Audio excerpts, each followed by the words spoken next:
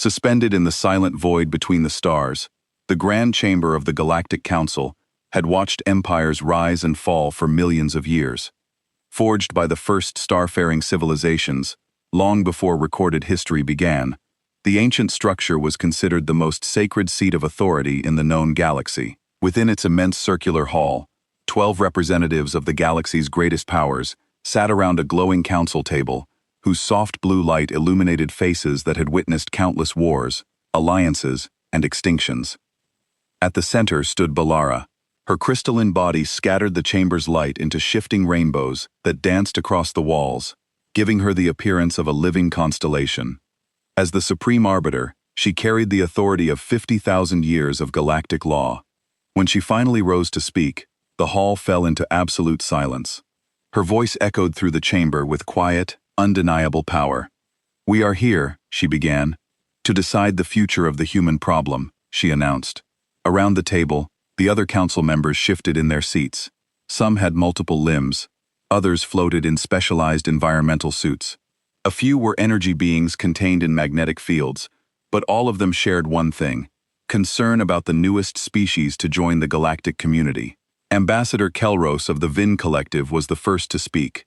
His blue skin rippled with emotion as he gestured with all 4 of his arms. The humans have been in space for only 2 centuries, 200 years. Most species take 10,000 years to colonize what they have achieved. 47 systems, added General Morvax, his 6 arms crossed over his armored chest. They control 47 systems now. When we granted them faster-than-light technology, they controlled 3. Ballora nodded slowly. The Council's generosity was meant to welcome them. Instead, they have used our gift to expand at an alarming rate. A holographic display appeared above the table. It showed human space as a growing red sphere among the territories of other species. The expansion was aggressive, pushing into unclaimed regions that the Council had reserved for future allocation. "They trade with everyone," complained Senator Thrick, a floating jellyfish-like being from the outer rim. "They make deals. They offer new technologies. They are disrupting the economic balance we have maintained for millennia, and they ask too many questions," added Kelros. "Questions about Council history, questions about how other species were integrated, questions about the tributary system." The room fell silent at that last word, tributary. It was the foundation of galactic order. Every species that reached a certain level of development was required to contribute to the Council. 30% of their resources, 30% of their new technologies, 30% of their military capacity. In exchange, they received protection, guidance, and a place in galactic civilization. Every species had agreed, some had negotiated, some had resisted at first. But in the end, all had accepted. It was simply how things worked. The strong guided the weak. The old educated the young. The Council maintained order. The humans must be brought into compliance, Vela declared. "We have been patient. We have been welcoming. But they must understand their place." "What if they refuse?" asked a small voice from the corner. It belonged to Representative Mira, a timid herbivore species that had joined the Council only 3,000 years ago. Morvax laughed, a deep rumbling sound. "They won't refuse. No one refuses the Council. We have 1,000 warships. We have weapons that can destroy stars. What do the humans have? Primitive missiles and enthusiasm. They have nuclear weapons," Mira pointed out quietly. "So did we when we were children," Morvax replied dismissively. "They will learn. They will see reason. And if they don't, we will teach them." Belthera raised one crystal in hand. "The decision is made. We will send the humans our standard integration demand, 30% of resources, technology, and military capacity. They will accept Council oversight on all future expansion. They will cease their unauthorized colonization, and they will pay tribute for the privilege of galactic citizenship. And if they refuse?" Mira asked again. "Then we will implement corrective measures," Ballaro said coldly. "The same measures we have used on 17 previous occasions. A show of force, a blockade of their home world, the occupation of their most valuable colonies. They will submit just as everyone else has," the Council voted. 12 hands, tentacles, and energy fields rose in agreement. The decision was unanimous, as it always was. The message was prepared by the Council's diplomatic corps. It was written in the formal language of galactic law, full of phrases like mutual benefit and necessary contribution. and the greater good of all species. But beneath the polite words, the meaning was clear. Submit or suffer. The message was encrypted with the Council's highest-level security codes. It was transmitted directly to Earth's government through official diplomatic channels. And then, to make sure the humans understood the seriousness of the situation, it was also broadcast to every human colony, every human ship, and every human station in known space. The message gave humanity 10 solar cycles to respond, 10 days to make the most important decision in their species' history. In his war room on the Creation homeworld, General Morvax was already planning the military campaign. He pulled up tactical maps of human space, analyzing their defenses, calculating the optimal invasion routes. It was routine work. He had done it 17 times before, for 17 different species. Their fleet is concentrated around Earth and their largest colonies, he noted to his staff. Standard defensive posture. They're protecting their population centers as expected. What about their weapons capabilities? Asked one of his junior officers. Adequate for their age, Morvax replied. Nuclear missiles, kinetic weapons, some basic energy shields. Nothing we haven't seen before. Nothing that can stand against the enforcement fleet. How long do you estimate the campaign will take? 3 weeks at most, Morvax said confidently. 1 week to reach their space. 1 week to demonstrate overwhelming force. 1 week for their surrender and the installation of peacekeeping garrisons. Standard procedure. He closed the tactical display and leaned back in his chair. The humans are like all young species, full of pride and ambition. They think they're special. They think they can challenge the old order. He smiled, showing rows of sharp teeth. They'll learn. They always do. On the council station, Valara returned to her private chambers. She had presided over the integration of 11 new species during her time as Supreme Orbiter. The humans would be the 12th. The process was always the same: demand, negotiation, acceptance. Sometimes there was minor military action, sometimes there was economic pressure, but the result was always inevitable. She looked out at the stars through her transparent wall. Somewhere out there, the humans were reading the Council's message. They were probably panicking now, arguing among themselves, debating whether to fight or surrender. She had seen it all before. In the end, they would choose survival. They would bow. They would pay tribute. And in a few generations, they would forget they had ever been independent. They would become just another species in the Council's great tapestry, contributing their small part to galactic civilization. Though felt no guilt about this, it was the natural order of things. The strong guided the weak, the old educated the young. The galaxy needed order, and the Council provided it. She returned to her work, already thinking about the paperwork that would follow the humans' acceptance. There would be treaties to draft, tribute schedules to establish, oversight committees to organize. Tedious, but necessary work. She never imagined that 10 days later, everything she knew about galactic order would shatter with a single word. 9 days had passed since the Council's message reached Earth. The Galactic Council reconvened in their great chamber, expecting humanity's response at any moment. The atmosphere was relaxed. Several council members were already discussing how to divide humanity's tribute payments. I propose the humans' medical technology goes to the Vin Collective. Ambassador Kelros suggested their biological research would benefit our people greatly, and their industrial capacity should support the core worlds, added Senator Thrick. They have impressive manufacturing capabilities for such a young species. Vel Thor nodded from her position at the center. We will review their asset distribution after they formally accept tribute status. Has their response arrived yet? A junior aide, a small green creature with large eyes, skewered forward. Yes, Supreme Orbiter. The human response was received 4 minutes ago. I'm transmitting it to the chamber now. The holographic display activated above the council table. Everyone expected to see Earth Secretary General surrounded by advisors, perhaps with a prepared speech about cooperation and partnership. Some species like to save face with carefully worded acceptance statements. The council always allowed this small dignity. Instead, the hologram showed a simple image. Secretary General Chen Martinez sat alone behind a plain desk. No advisors, no decorations, no flags or symbols of Earth's government.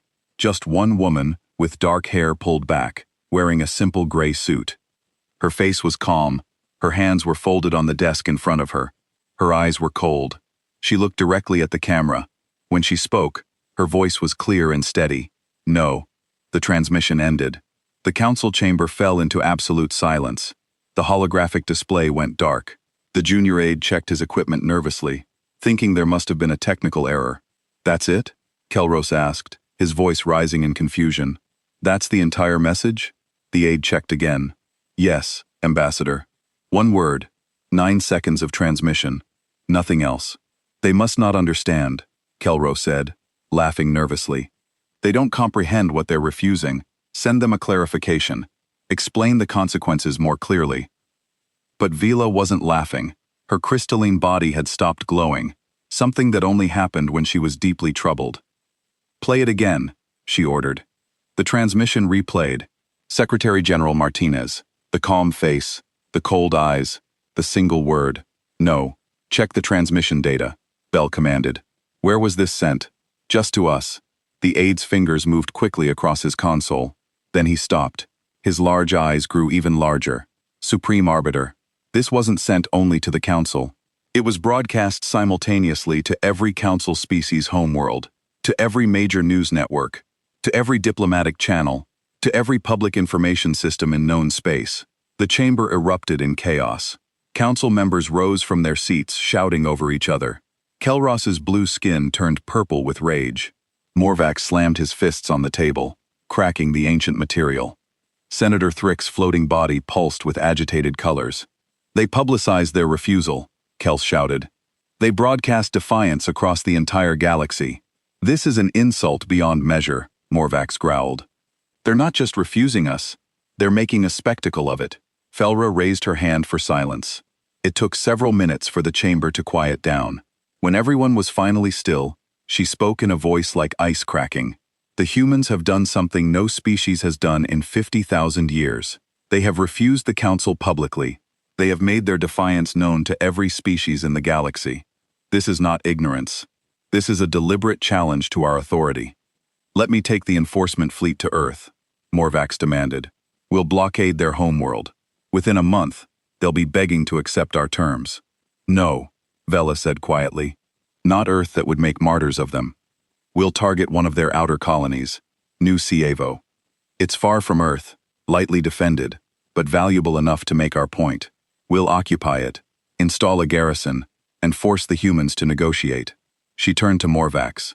"Take the enforcement fleet, 200 ships. Make it clear that this is just a fraction of our military power. Offer them one chance to surrender before you attack. Standard procedure." Morvax grinned, showing his sharp teeth. "It will be my pleasure, Supreme Arbiter." As the council meeting ended, Vila remained in the chamber. She watched the replay of the human transmission again. That single word, that calm face, those cold eyes. Something about it disturbed her in a way she couldn't quite explain. She activated her private communication channel and contacted the Council's intelligence division. "I want everything we know about humanity compiled into a complete report. Their history, their psychology, their military capabilities, everything. That will take several weeks." "Supreme Arbiter," the intelligence officer replied. "You have 3 days," Vathera said, cutting the connection. Across the galaxy, the human transmission was being replayed on millions of screens. Every species watched Secretary General Martinez deliver her one-word response. News networks analyzed it. Diplomats debated it. Military strategists tried to understand what it meant. Among the younger species, those who had only recently joined the Council, the message sparked something dangerous. Hope. If the humans could say no, maybe others could too. Maybe the Council wasn't as all-powerful as they claimed. On Earth, Chen Martinez sat in her office watching the same news broadcasts.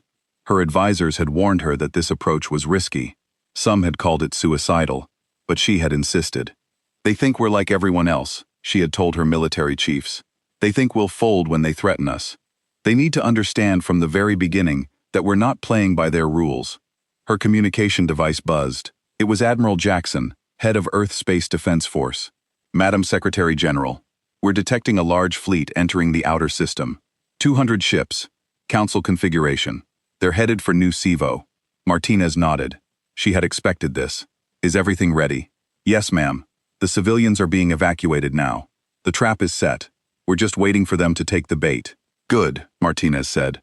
"Let's show the Council what no really means." She stood and walked to her window, looking up at the night sky. Somewhere out there, the Council's enforcement fleet was preparing to teach humanity a lesson. They thought they were hunting prey. They had no idea they were walking into a trap set by predators. General Morvac stood on the bridge of his flagship, the Unbreakable Will. Around him, 200 warships moved in perfect formation through the void. It was the largest military force assembled in 300 years, more than enough to handle one human colony. Entering the new SIVO system now, his navigator reported. The fleet dropped out of faster-than-light travel. Ahead of them, a blue-green planet hung in space. New SIVO population, 12 million humans. Defense is minimal. It should have been an easy target. Scan the system, Morvax ordered. I want to know the position of every human ship, every defense station, every possible threat. The scans came back quickly. 3 human warships in orbit, a dozen defense platforms, some orbital stations. Exactly what they had expected. Sir, we're receiving a transmission from the planet. His communications officer reported. Put it on screen. A human appeared on the display. He was a military officer, his uniform decorated with medals. His face was hard, weathered by years of service. I am Colonel Davies, commander of New SIVO's defense force. You are entering sovereign human territory. You have 6 hours to withdraw. This is your only warning. Morvax laughed.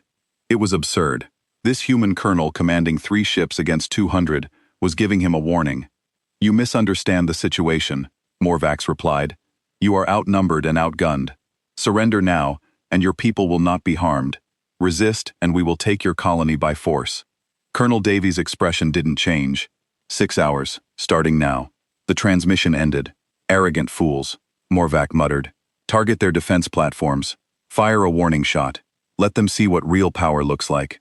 The enforcement fleet opened fire. Energy beams and missiles streak across space. The human defense platforms were destroyed in seconds. The 3 human warships retreated toward the planet, firing a few desperate shots that bounced harmlessly off Council shields. Easy, Morv said with satisfaction. Prepare to occupy the planet. This will be over before. Sir, his sensor officer shouted. The moon! The moon is opening! On the main screen, New SIVO's single moon began to split apart. But it wasn't breaking up. It was opening deliberately, like a flower blooming, and beneath the rocky exterior was metal, technology, weapons. It wasn't a moon at all. It was a weapons platform, the size of a planetoid. Evasive action, Morvac screamed. But it was too late. The humans had already fired. The weapons platform that had disguised itself as New SIVO's moon opened fire with everything it had. Railguns launched projectiles at a significant fraction of light speed. Each tungsten rod carried enough kinetic energy to punch through any shield the Council had ever developed. Morvax watched in horror as the first volley tore through his fleet. The Unbreakable Will's shields held for exactly 3 seconds before collapsing. The ship shook violently as impacts hammered across the hull. Return fire! Morvax roared. All ships, concentrate fire on that platform. The enforcement fleet tried to respond, but something was wrong. Their targeting systems were malfunctioning. Ships reported ghost signals, sensor echoes, and phantom contacts appearing everywhere. The humans were jamming their systems in ways that shouldn't be possible. Then the human warships that had retreated earlier suddenly reappeared. But they didn't come from where they should have been. They materialized inside the Council formation, having jumped through faster than light space in impossibly short distances. That's impossible, the navigator shouted. You can't microjump like that. The calculations alone would take hours. The stress on the ship would tear it apart, but the humans were doing it anyway. Their ships blinked in and out of normal space like deadly fireflies, appearing just long enough to fire, and then vanishing before the Council ships could respond. It was like fighting ghosts. They're targeting life support systems specifically, the tactical officer reported, his voice rising in panic. They're not trying to destroy our ships. They're trying to kill the crews. Morvax felt cold fear creeping up his spine. This wasn't how civilized species fought. You aimed for engines, for weapons, for shields. You tried to disable your enemy, not slaughter them. But the humans were targeting the areas where crew members would be stationed. They were hunting the people inside the ships. Sir, we're receiving broadcasts on all frequencies. The communications officer said, It's the humans. They're talking to our crews. What are they saying? They're calling out individual captains by name. They're telling them about their families, their home planets. They know things they shouldn't know. Classified things. Personal things. On every council ship, human voices echoed through the communication systems. They spoke in perfect translations of every language. Captain Velcross of the Morning Star, we know about your son on Vin Prime. We know about his medical condition. We know about the treatment he's receiving. It would be terrible if something happened to the hospital where he's staying. Commander Threal, your mate is currently visiting the coral gardens on your home world. Beautiful place. Would be a shame if she had an accident. Admiral Morvax, we've been watching your war room for 3 months. We know your strategies. We know your tactics. We know you think you're a great general. You're not. You're just old. It was psychological warfare on a level the Council had never experienced. The humans had spent 2 centuries studying them, learning about them, gathering information through seemingly innocent trade and cultural exchanges, and now, they were using that knowledge as a weapon. How do they know these things? Morvax whispered. How? More human ships appeared. These weren't the sleek warships from before. These were massive, ugly vessels bristling with weapons. They looked like they had been built solely for killing. Launching drones, a human voice announced calmly over the open channel. You have approximately 30 seconds to abandon ship. This is your only warning. We are not interested in taking prisoners. Thousands of small drones poured from the human ships. They weren't regular missiles. They were smart weapons, each one capable of independent targeting and decision-making. They swarmed around council ships like angry insects, finding weak points, exploiting gaps in shields, targeting critical systems. The Council's enforcement fleet, which had entered the system in perfect formation, was falling apart. Ships collided with each other, trying to evade. Captains screamed contradictory orders. Some tried to flee, others tried to fight. None of it worked. All ships retreat. Morvax finally ordered, jump to faster than light. Get us out of here. But the humans had planned for that too. The moment Council ships tried to activate their FTL drives, the human weapons platform fired electromagnetic pulse weapons that scrambled their systems. Ships that tried to jump anyway were torn apart by the stress of incomplete translations between normal space and FTL.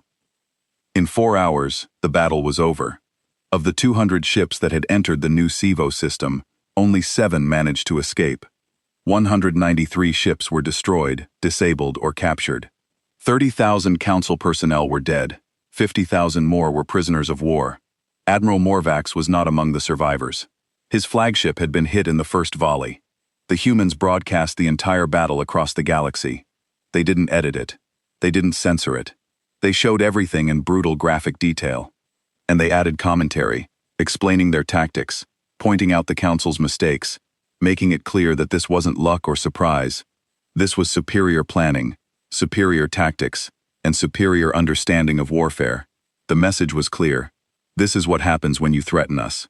On the Council station, watch the broadcast in stunned silence. Around her, the other Council members were in various states of shock, anger, and fear. They destroyed an enforcement fleet, Kelros whispered. 200 ships gone. They didn't just destroy it, Senator Thrick said quietly. They humiliated it.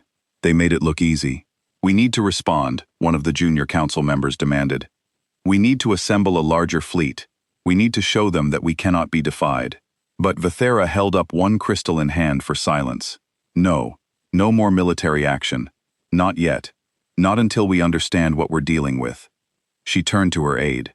Where is the intelligence report I requested on humanity? It's ready, Supreme Arbiter. But I should warn you. The findings are disturbing. Show me. The holographic display activated, and Valara began to read. What she learned over the next hour changed everything she thought she knew about humanity. The report began with basic information. Humans came from a planet called Earth. The Council knew this. What they hadn't fully understood was what kind of planet Earth was. Earth was classified as a Class 12 death world. It was a planet that had tried to kill humanity through every means possible. Ice ages that covered continents in ice kilometer thick. Volcanic eruptions that blocked out the sun for years. Diseases that wiped out large portions of the population. Predators that hunted humans. Parasites that ate them from inside. Even the plants were poisonous. Every species in the Council came from garden worlds, where life was relatively easy. Food was abundant, predators were rare, the climate was stable, cooperation ensured survival. Humanity evolved in an environment where everything, including other humans, was a threat. They didn't develop cooperation to survive. They developed warfare. The report detailed human history. Thousands of years of near-constant conflict, weapons development that never stopped, wars that burned entire continents, genocide, slavery, conquest. Humans had been fighting each other since before they developed agriculture. They weaponized splitting the atom within a century of discovering it. The report noted they had weapons capable of destroying their own planet before they achieved spaceflight. But the most disturbing part of the report was the psychological analysis. Human psychology was fundamentally different from every other species in the Council. Humans had a concept called spite. It was the willingness to harm yourself if it meant harming your enemy more. It was the choice to accept mutual destruction rather than submit to domination. Council psychologists couldn't find an equivalent in any other species. Humans also had a capacity for what they called total war. It was the willingness to commit every resource, sacrifice everything, endure any hardship, and pay any price to achieve victory. Most species would negotiate before reaching that point. Humans would burn their own worlds before surrendering. They are persistence predators, the report concluded. They evolved to chase prey for days until it collapsed from exhaustion. They apply the same psychology to warfare. They don't stop. They don't give up. They just keep coming until their enemy breaks. Belthera finished reading and sat in silence for a long time. Finally, she spoke. They've been preparing for this since they first saw us. Supreme Arbiter, her aide asked. They knew this confrontation would come. They knew that eventually someone would try to dominate them. So, they spent 200 years preparing. They studied us. They learned our weaknesses. They developed weapons specifically designed to counter our tactics. They set traps like the one at New Sivo throughout their space. They've been playing a long game, while we thought they were just enthusiastic newcomers. She pulled up another piece of data that made her blood run cold. And according to our intelligence network, human ships have been detected near every Council homeworld in the past week. They're not attacking. They're just there watching. The implications were clear. The humans could reach any Council world. They had already proven they could defeat Council military forces, and they were sending a message. We know where you live. What do we do? Kelros asked, his voice small and frightened. Belarara didn't answer immediately. For 50,000 years, the Council had maintained order. The Council chamber had never felt so cold. 3 days had passed since the destruction of the enforcement fleet, and the Council members still looked like they had seen a ghost. In a way, they had. They had seen the ghost of their own invincibility die at New Sivo. Valara called the emergency session to order.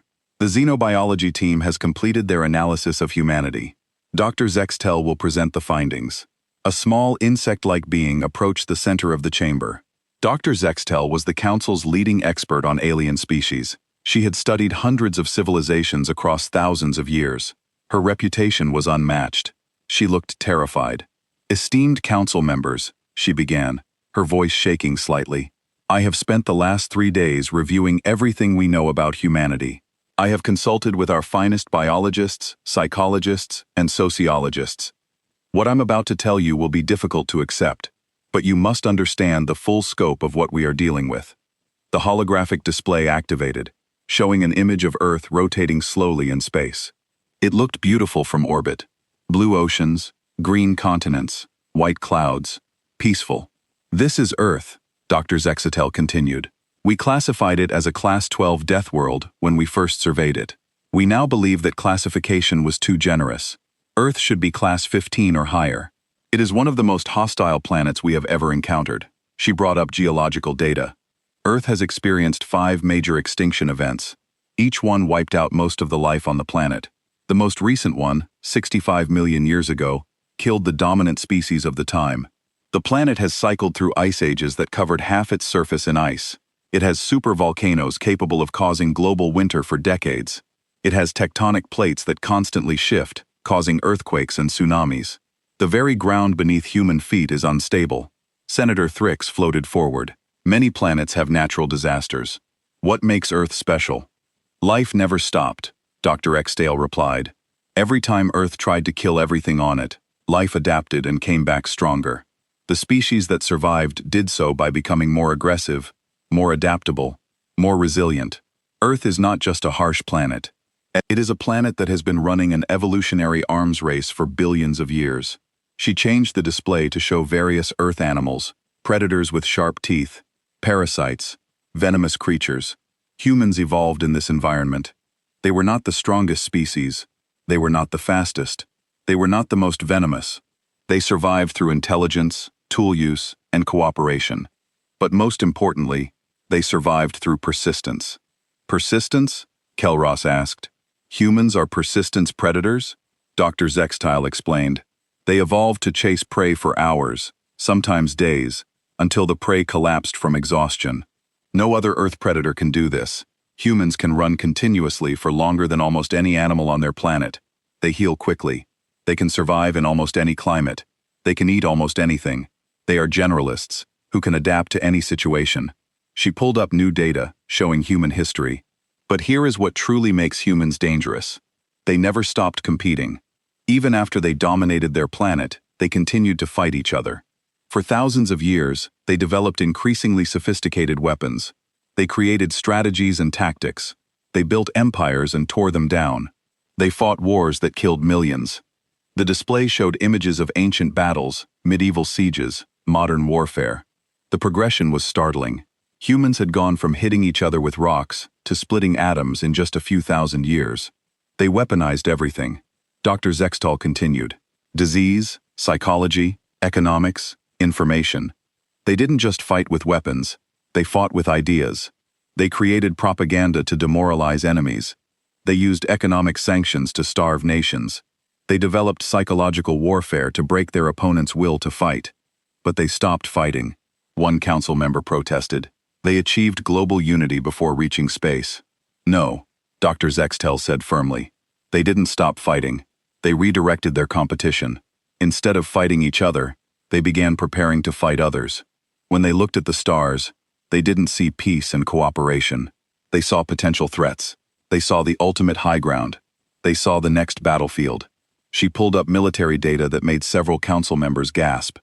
In the 200 years since achieving faster-than-light travel, humans have never stopped developing weapons. They built ships specifically designed for combat. They created doctrines for interstellar warfare. They wargamed scenarios against hypothetical alien threats. They were preparing for this confrontation before they even met us. How did we miss this? Fila asked quietly. Because they hid it, Dr. Zexatel replied. They presented themselves as friendly traders and curious explorers. They asked questions that seemed innocent. They shared culture and knowledge. But the entire time they were gathering intelligence. They studied our technology. They learned our languages. They analyzed our military capabilities. They identified our weaknesses, and they planned accordingly. The room fell silent. The implications were staggering. The humans hadn't just stumbled into defying the Council. They had been planning for it since they first made contact with galactic civilization. There's more, Dr. Zextall said, her voice even more somber. Our psychological analysis reveals something we have never encountered before. Humans have a concept they call spite. It is the willingness to harm yourself if it ensures your enemy is harmed more. They will accept mutual destruction rather than submit to domination. That's irrational, Keltis protested. By our standards, yes, Dr. Zextall agreed. But humans don't think like us. They evolved in an environment where submission meant death. Better to fight and die than surrender and be killed anyway. This psychology is deeply embedded in their culture. They have sayings like, "Give me liberty or give me death, and we will fight them on the beaches." They celebrate resistance.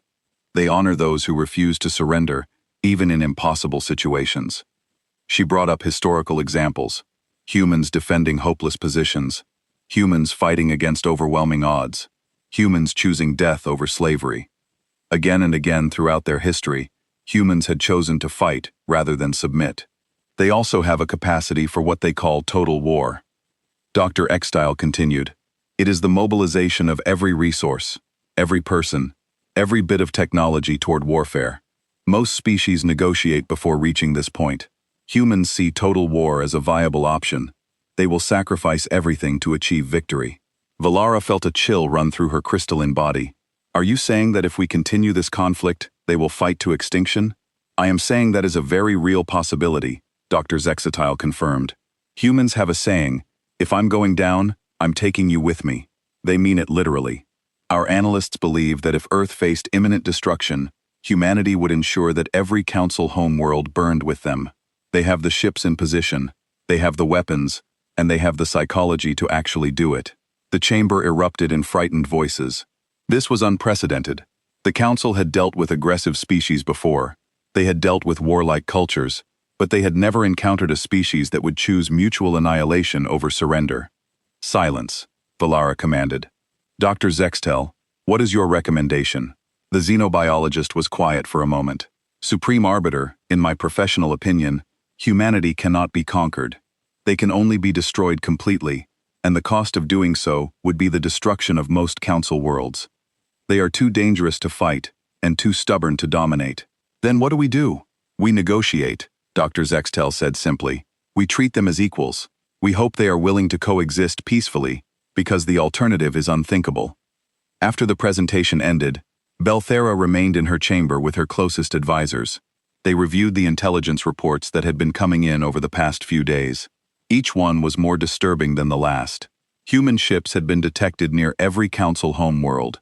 Not attacking, not threatening, just watching, waiting. The message was clear. We can reach you whenever we want. The Galactic Intelligence Network had tried to hack human communication systems and failed. The humans had encryption methods that the Council's best technicians couldn't break. Worse, every time the Council tried to infiltrate human networks, the humans knew immediately. They were better at information security than species that had been working on it for thousands of years.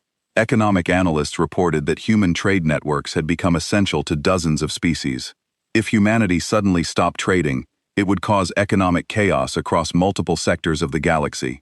The humans had made themselves valuable enough that their destruction would hurt the Council as much as it hurt them. They've been playing chess while we were playing checkers, murmured. Supreme Arbiter, her aide asked. It's a human game, Vela explained. Chess?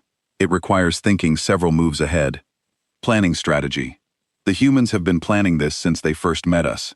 Every trade deal, every cultural exchange, every friendly conversation, all of it was preparation for this moment. Shistru. 3 cycles after the destruction of the enforcement fleet, the human delegation arrived at the Council station. They did not arrive quietly or humbly. They arrived in a statement of power.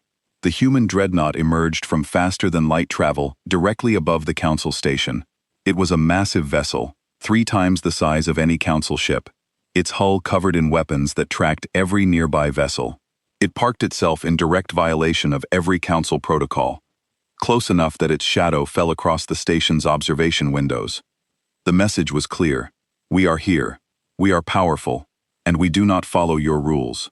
Belthera watched from the Council chamber as the human ship maintained its position. Any other species would have been fired upon for such a brazen violation of protocol, but no one gave that order. No one wanted to start a fight they might not win. They're requesting permission to dock, the station commander reported, his voice nervous. Grant it, Vathera replied, and extend them every diplomatic courtesy. The human delegation was small, just 5 people led by Secretary General Chen Martinez. She wore the same simple gray suit from her famous one-word transmission. Her face was calm, her movements confident. She walked into the Council chamber like she owned it. Behind her came Admiral Sarah Jackson, a tall woman with iron-gray hair and cold eyes. Then Ambassador David Kim, a diplomatic specialist. Finally, 2 security officers who looked more like soldiers than bodyguards. They were armed. Another violation of protocol. No one objected.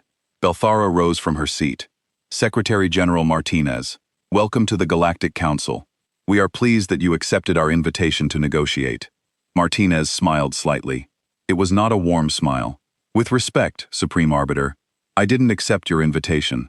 I demanded this audience. You granted it. Let's be clear about who has leverage in this situation. The bluntness shocked the Council members. No one spoke to the Supreme Arbiter that way, but Vathera simply nodded. You are correct. Please state your terms. Martinez walked to the center of the chamber. She didn't ask permission. She simply took command of the space. I am not here to present terms of surrender. Not ours. And interestingly, not yours either. I'm here to propose a new framework for galactic civilization. She activated a holographic display from a device on her wrist. It showed the current map of Council space with all the tributary species marked in different colors. For 50,000 years, the Council has maintained order through a simple system. Might makes right. You force younger species to pay tribute. You take their resources. You control their expansion. You justify this by calling it guidance and protection. But let's call it what it really is: exploitation. We have brought stability to the galaxy, Kelros protested. Without the Council, there would be chaos.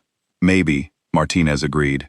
Or maybe you've prevented younger species from reaching their full potential, because you needed them weak and dependent. We'll never know, because you never gave them a choice. She changed the display to show humanity's rapid expansion. We've been in space for 200 years. In that time, we've studied you carefully. We've learned your tactics, your technology, your weaknesses, and we've learned the one secret you've worked so hard to hide. Phalar felt her crystalline body go cold. Martinez smiled again. You're not as strong as you pretend, Martinez said flatly. Your elder species have declining populations. Your military is outdated. Your weapons are old. Your tactics haven't changed in 10,000 years. Most of your power comes from reputation and the assumption that you're unbeatable. But you're not. The battle at New Cievo proved that. The council chamber erupted in angry voices. Martinez waited patiently for the noise to die down. When it didn't, Admiral Jackson stepped forward and spoke one word very loudly: quiet. The chamber fell silent.